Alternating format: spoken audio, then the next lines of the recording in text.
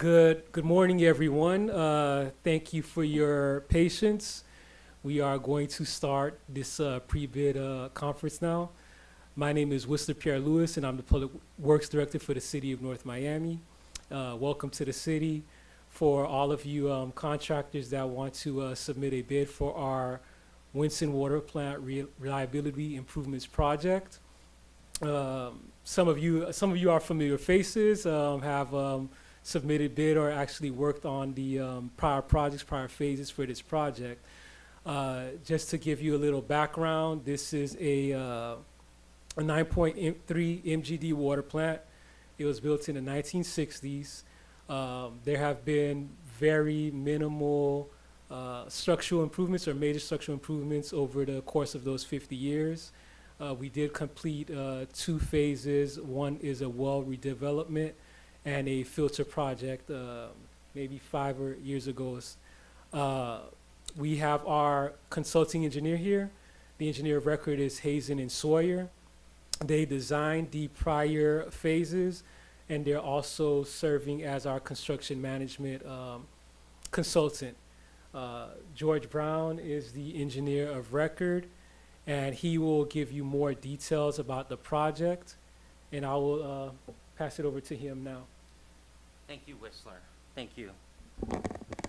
Good morning. My name is George with Hazen and Sawyer. I am the design engineer of record for the general, civil, mechanical portion of the project. As Whistler described, the plant's old. It's in need of repair. And I'm just going to give you like a 30-second elevator speech kind of version of what the scope of the project is.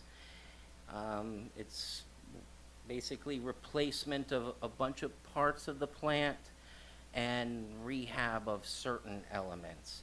It includes a new 2-story administration building, which will have a new laboratory in it.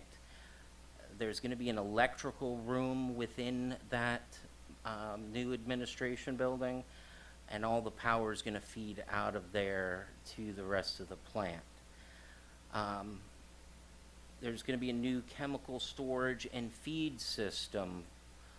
One is for sodium hypochlorite, and then the existing high service pump room is going to be repurposed to house chemicals for polymer, aqueous ammonia, and fluoride. It's going to include refurbishment of the lime softening treatment unit, new lime slakers, new lime sludge pump station, a new high service pump station with 4 pumps, along with a new transfer pump and backwash pump station. Additionally, there will be 2 new 1.5 million gallon water storage tanks, new pumps and motors and valves at Raw Water's wells 1 and 2. Those are the water supply wells that are located on the water plant site. Furthermore, there's extensive landscaping along the perimeter of the water treatment plant site and the tank site. The tank site is just across the street from the water plant on property that the city purchased. There's new irrigation system to support the landscaping, ornamental fencing and gates, and a new entry control system and security camera system. There will be an addendum that's issued on the security system. We're preparing that now. We found that we had loose ends in our design on that topic, and so we're preparing an addendum for that. Additionally, there's going to be an addendum for the chemical feed pump spec. And we can take questions now if you want. I'll just add a couple of other things. Where the storage tanks will be built is on a vacant lot. They were properties that we demolished across the street from the water plant. The water plant is located at approximately Northwest 121st Street and Northwest 11th Avenue. the water plant will remain in operation during construction on the existing site. And I'd also like to add that this is being funded through a SRF loan, a state revolving fund loan. So pay close attention to all your supplementary conditions, because you have to follow all of the requirements to Davis-Bacon, the reporting, the any other type of AIS or any type of requirement. So pay close attention to that as well. We will also go through the procurement portion because of the procedures, the dates to turn in your questions, but we'll wait for the procurement director to show up to go over that portion. But in the meantime, we can go into, for you to ask any questions.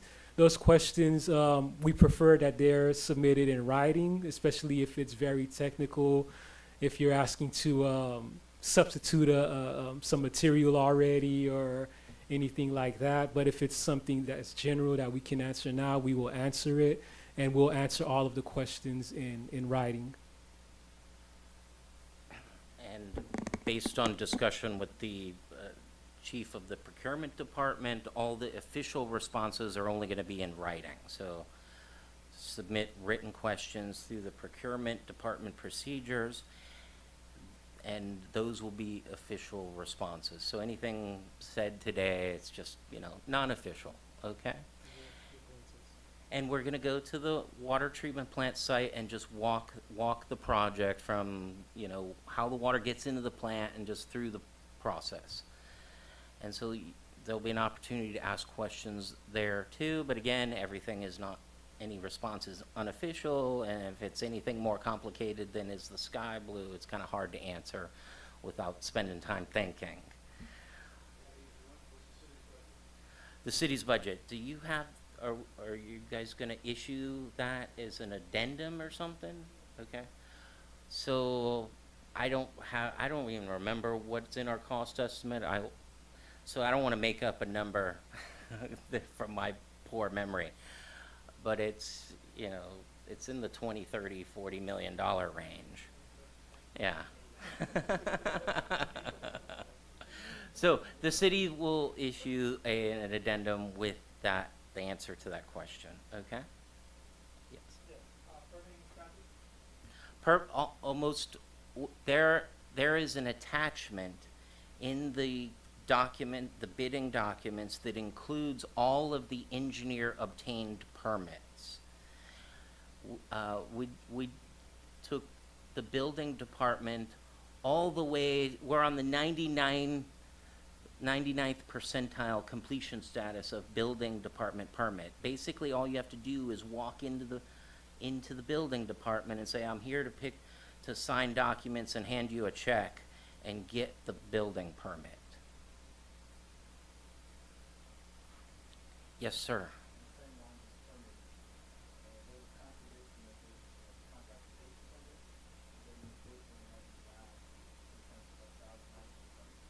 Thank you.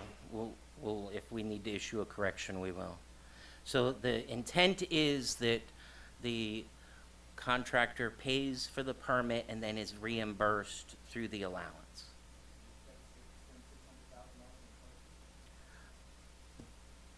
Let's hope. I hope not, but it's a big job. So when you go to the building department, I have no idea what they're gonna ask for. I don't know if we got any input from them. But I think they suggested pricing it at 2 or 3% of the construction cost, something like that.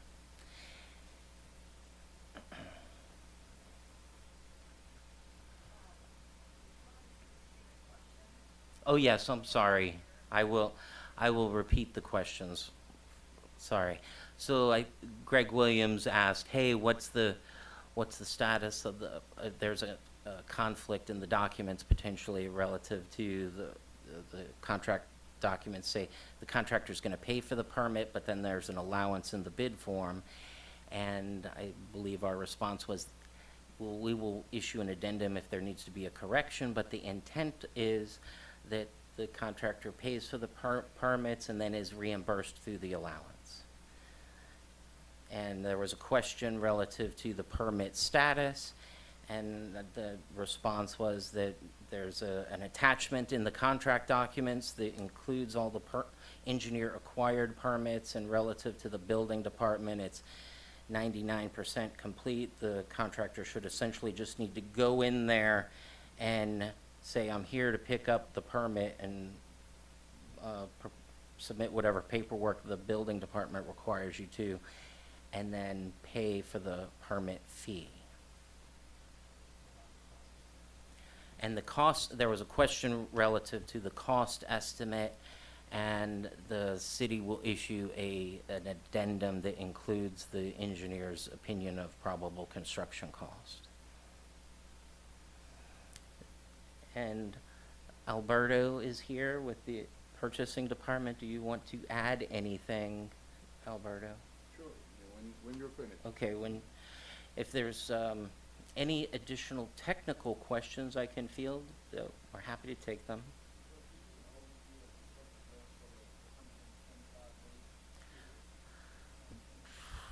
Not really. No, I wish I could, but I finished this design like 3 years ago, and I don't remember. So, yeah, there'll be there is a complex sequence of construction. I'm sorry, I gotta repeat the question to make sure we get it recorded. The question was, hey, George, can you provide additional insight on the 125-day period described in the contract documents when the plant will be out of service, I guess. Is that right, Greg? Okay, so there's a detailed sequence of construction. The plant needs to stay in operation to the maximum extent possible. We've tried to provide some sequencing of construction suggestions on how to achieve that in the suggested sequence, and I believe it includes a certain time frame for taking the entire plant out of service to accomplish the work associated with the accelerator. And so, I mean, that's in a brief nutshell what that's about. Additional technical questions? And then any commercial terms questions?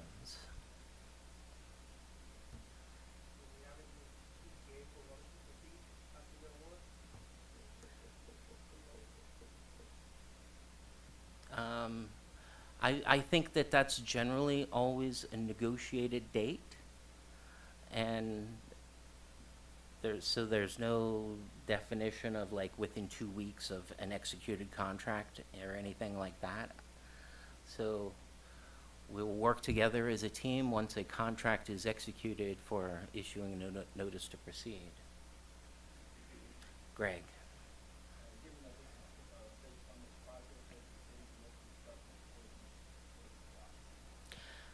The question was, is this, because this is a state-funded contract, is the city's local preference still apply? And I'll ask Alberto to provide input. All right, good morning, everyone. My name is Alberto Estrade. I'm the purchasing director for the city of North Miami. And typically it does, right? I mean, that's our code of ordinance provides for a local business preference. Although I have to confirm and make sure a lot of it has to do with the funding source. In other words, as you probably know, a lot of this money is coming from the Florida Department of Environmental Protection. Some of those monies may be federal dollars, and sometimes federal dollars do not allow for the application of a local vendor preference. So we currently have language in the solicitation. In fact, that's one of the things that I was going to mention as I went through the solicitation document, that is something we have to kind of confirm, and obviously we would let everyone know by means of an addenda. We'll issue clarification on that issue. It's included right now in the solicitation, but we do need to confirm whether or not it will apply. So That's the best that I can do for you right now. It's a good question, and you kind of stole it. That was one of the things I wanted to hit upon here in my presentation. Thank you, Greg. George?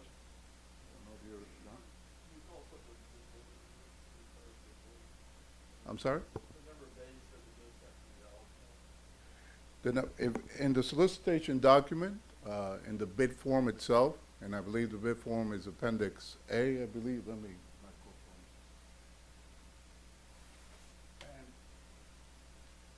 If I'm not mistaken, the bid has to be valid for 90 days from bid opening. But let me make sure that, and I don't know if, and thank you, George, Mr. George Brown from Hazen and Sawyer, our design engineers. Thank you for your presentation. And sure enough, it's right there. It's in the, as part of the bid form itself, Appendix A. I don't know if you all have copies of the solicitation. We have additional copies in the back because I would like to go through a couple of items real quick, and it'll probably be easier if you have a copy. We have additional copies in the back. And in fact, now that you did touch upon the bid form, I'd like to see if maybe George can expand a little bit on it. The bid form, again, under Appendix A, if you don't have it, we'll be providing copies, has essentially 5 cost categories, right? 2 of the cost categories essentially are allowances. The other 3 categories are lump sum items, excuse me. The first of which is tied to mobilization, the cost of mobilization. The second has to do with insurance costs and payment bonds. The third item is actually obviously the biggest one of all, which is a lump sum amount for the actual rehab work and the finishing the water storage tanks. And then cost items 4 and 5 had to do with allowances. And maybe, George, I've got it right here. I don't know if you want to expand a little bit, particularly on the mobilization. And again, this is under Appendix A, if you'll take a look at it. There it is, George, for you. Thank you, Alberto. The bid items, bid item 1, you guys have all seen this bid item 1,000 times on Hazen Bids. It's very familiar to you. It's just an approach to facilitate payout of your mobilization bid item. And basically the real meat and potatoes is bid item number 3, which is, you know, what is your bid for this project? And bid item 4 is an allowance for office furniture. It's just to, you know, sit down and negotiate with the city on, you know, how can they get the furniture they need within that budget for the administration building. And then, as Greg pointed out, there's a 680 grand permit fees allowance, bid item number 5. And hopefully we'll all easily come under that, you know.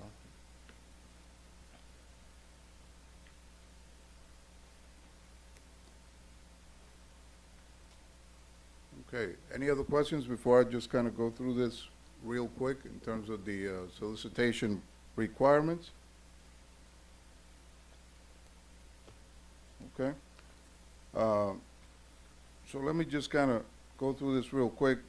And I don't know if George and our Public Works Director also introduced the other members of the project team, but I just want to mention them because they've all been a part of this. So in addition to George Brown from Hazen and Sawyer, obviously we have our Public Works Director. Also part of the team, although I don't see him here, is Mr. Jefferson Geimer. He's the Assistant Public Works Director. Nikki Johnson also that works. Well, Jeff is in the back there hiding, but he's taking copious notes, I'm sure. Nikki Johnson, and I don't see Nikki, she works with Whistler. She's sort of Whistler's right-hand person. Also Mr. Chooks Okiriki, which also part of the project team. Mr. Paul Vida, who is the person responsible for making sure that the water plant continues to run, and his staff. Paul, if you just raise your hand so they see and they see who you are, along with Paul and members of his team who make sure that they keep this plant running until you all come in and redo it for us, right? So in addition to Paul, we have Eric Rigaud. Sorry about that, Eric, but just raise your hand. And Darren Lloyd, also a member of the water treatment plant team. And also we have with us Gus Florame, also from Public Works, and he'll work with Chooks as project management team. And last but not least, members of my purchasing team. Oh, I'm sorry, and also, my apology, Ms. Yadley St. Fort. Just raise your hand, Yadley. She'll actually be, I believe, the project engineer on behalf of the city. And members of my purchasing staff, Ms. Ebony Daniels Graham, sitting in the back, and her name can be found on the bottom of the cover page. And also Joanne Trenier, also, who's kind of my right-hand person. So let's go through just a couple of items on the solicitation. I know a lot of you are more interested with the technical requirements, but you know, if you're don't pay attention to some of these things, you know, do not pass go, do not collect $100, right? So on the cover page of the solicitation, again, we have additional copies in the back. You'll find the dates that are provided for you. The advertisement date that was issued November 15th, the pre-bid conference date December the 5th. And by the way, this is a mandatory pre-bid conference, so please make sure that you sign on the log-in sheet, because if the name of your firm or representative is not on the log-in sheet, obviously you will not be able to participate. So make sure the log-in sheet in the back, so hopefully you all have signed in. The deadline for submittal questions and requests for clarifications is December 18th, Monday, December 18th, by no later than 3:30 p.m. And I just want to add to that you know, a lot of exchange of information takes place during this conference and also following this session when we go to the water treatment plant. But the only real formal responses are the ones that are posted by us by means of an addendum. So, in other words, if you have any questions that you really have, even the ones that you submitted here or you've discussed, you really need to submit it by means of a written request for information or clarification of questions before the deadline. You know, I don't want anyone to say, well, I was at the plant and I asked them what was behind that door, and that's what I based on the information that I was given. The only formal information, and valid information, is what we will provide by means of an addendum. And then finally, you have the bid submittal deadline, which is January 22nd, 2024, must be submitted to the city clerk's office by no later than 3:30 p.m. Moving on to the second page, and I'll go quickly through this. You'll see the submittal requirements. So you must submit one original of your bid, along with 2 copies of that bid, and 1 UBS flash drive, and that must be included as part of your proposal, submitted to the city clerk's office by the deadline that I previously indicated.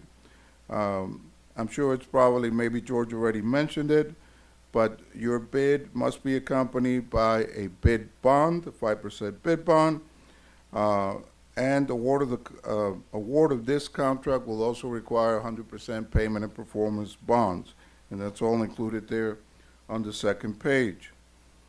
On the third page, and on the top of the third page, we make mention of the cone of silence, which is attached actually as Appendix D. There's a minor typo there. It's Appendix D is the cone of silence. In other words, there is a cone of silence in effect right now, with few exceptions such as this right here. But until there is a recommendation to award there's a cone of silence in place, and obviously you have to be mindful of that. The entire cone of silence is provided by Appendix D of the solicitation. Okay. Next in the table of contents, and I'm sure George went through all of the attachments and so forth, so I won't belabor that. Move forward to paragraph 1.37. And again, 1.37. And this really references the addendums, and that it is the responsibility of any and all bidders to ensure that you are acknowledged the addendums, and that's included as part of your bid package. So that's in paragraph 1.37. Next, I'll move over to section 2.0.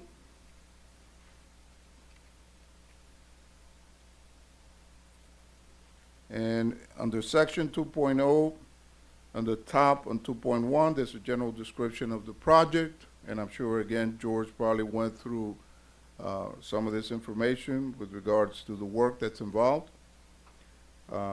Moving down to 2.3. 2.3 spells out the bidder qualifications. In other words, in order for your firm to be considered eligible to bid this project, you must comply with all of the list of bidder qualifications that you have there, and they're all listed from A through G. I will not go through them verbatim. You can read them for yourselves. The only comment that I would like to make, that we will probably be revising, and again by means of an addendum, if you see subparagraph F, where it mentions about references and the requirement for references. The way it currently reads is that the bidder must provide at least 9 references for similar work that has been performed within the last 10 years. And I've already discussed that with some of our own staff, so we will probably be revising that. We'll probably be reducing that number from 9 to a lower number. We'll provide that by means of an addendum, but it was considered that I think that that's perhaps a little too much. So we'll be revising that number, and that will be provided by means of an addendum. So be mindful of that. Moving on to paragraph 2.6, you have there all of the insurance requirements. This is all typical in projects like this, but just be mindful of the limits that you have to provide, and commercial general liability, workers' compensation, et cetera, et cetera. Moving on to 2.7, and I'm sure probably George touched upon this. Under 2.7, you have the completion timeline for the project. So the timeline for completion is 730 calendar days from issuance of notice to proceed. 730 calendar days, this is under 2.7. So unless George tells me otherwise, that is the completion timeline. And also associated with that are liquidated damages. So if you'll turn to 2.13,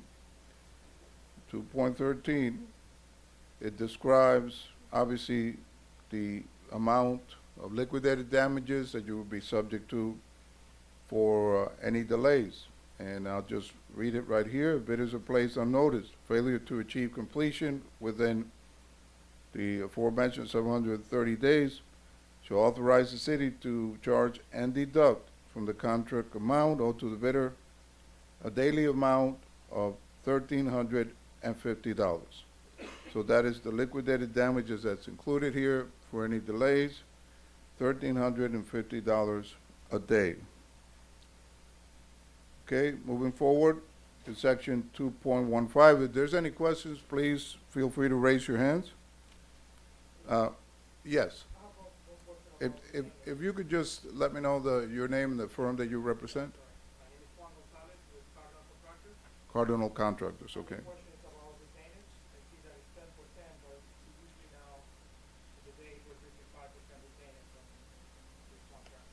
Okay, so the question has to do with retainage, and just referencing the percentage that's included in there, we currently have it's 10%. So, your comment is that it should be, I think that was a statutory change, right? That it's, 5%? So, I'm glad you pointed that out. Thank you, and I will consult with, our engineering, design professionals, and, we'll certainly address that, again, by means of addendum. Thank you for your question. Anybody else? So George will, sure, go ahead. Just identify your name of the firm. For, what's the name of the firm? I'm sorry, Greg. Warden Smith? Okay.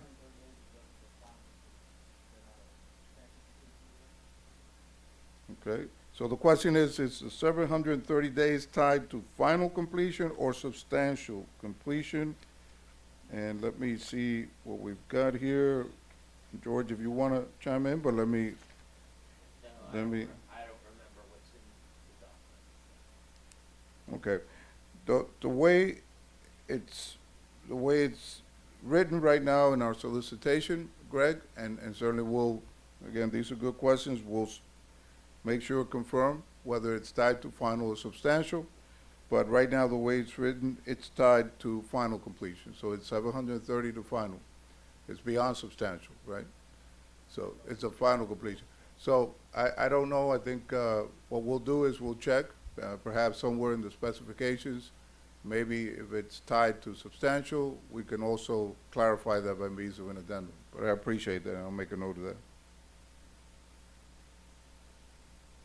All right, thank you. Both good questions. Anybody else? Okay. Moving on to paragraph 242.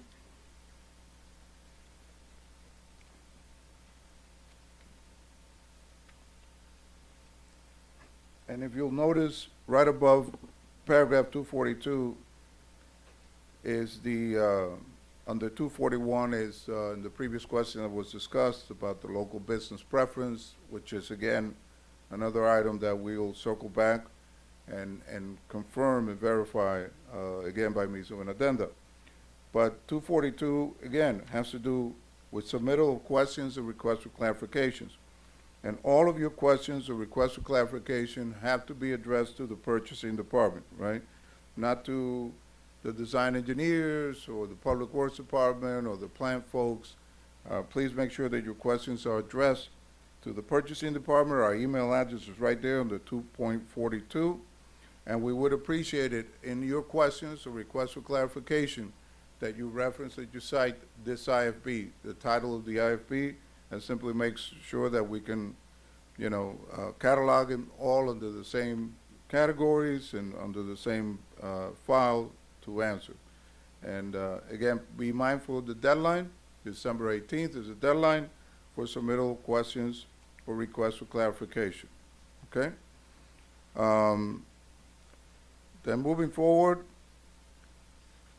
Appendix A, and I think George went through the Appendix A, which is the bid form. And again, there's 5 categories. The first one for mobilization, the second one for insurance and bonds. The third one is obviously probably the biggest one of all, for the actual work to be performed. And the last 2 are allowances that George expanded upon. Okay? Appendix B is the cover page, and this must be included in there. It should be your first document that you include. And please make sure that whoever is listed here is an authorized representative, someone who can bind your firm. So make sure that's an authorized representative, but not only that, but also someone that we can get a hold of.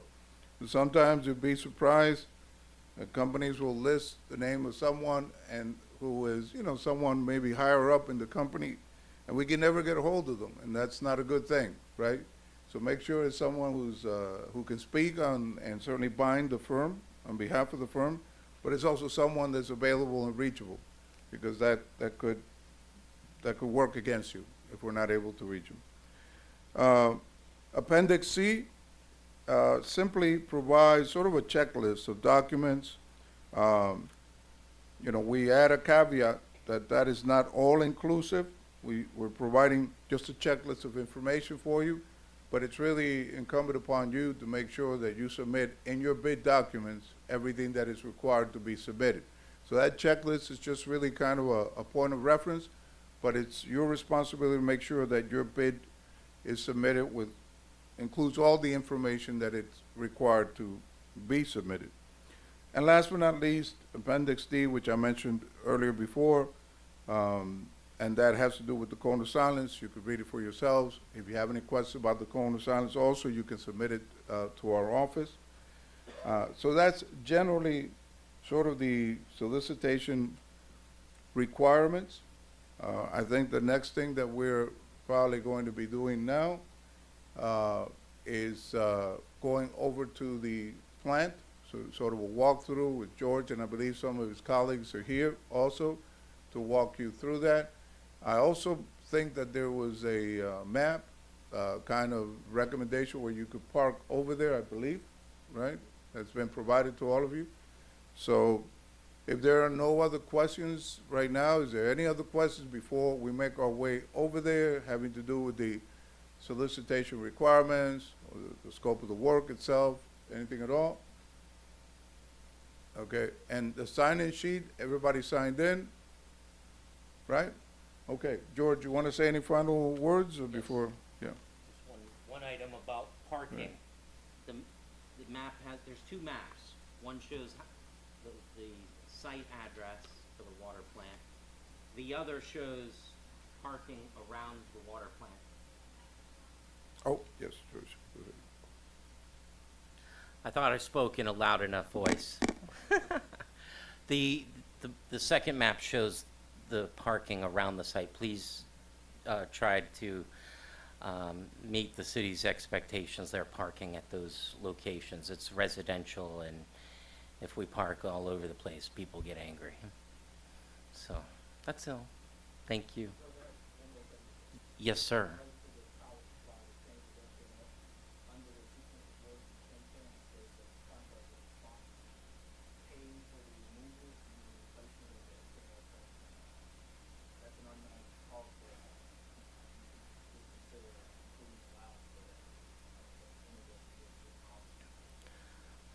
Okay, the question I'm repeating for the recorder was that the sequence of construction indicates that for the removal of the existing power or something, that there is an unknown cost, and we should probably provide clarification on that, since, you know, how do you bid an unknown cost? Unknowable cost that you can't get from FPL during the bid period. Understood. Thank you. Okay, let's roll. I'm not gonna- Yeah, I believe that we'll be meeting, Paul, could you like let them know exactly where we should all be meeting, or is that laid out in the map? I haven't seen the map.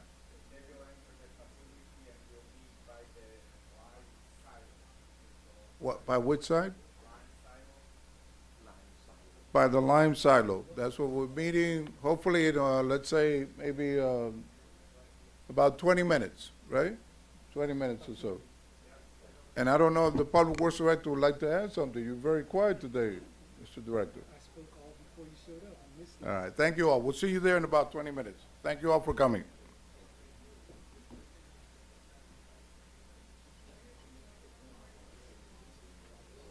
All right, how you doing? Right.